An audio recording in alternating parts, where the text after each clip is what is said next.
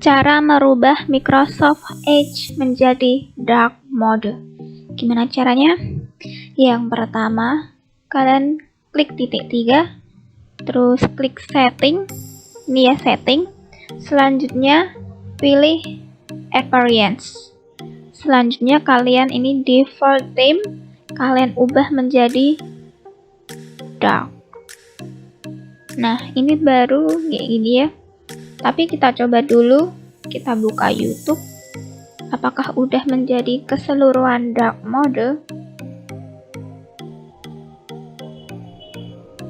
Ya, belum. Maka selanjutnya kita ketikkan edge titik 2 garis miring flex.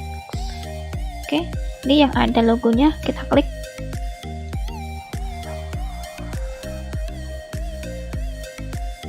Forge dark.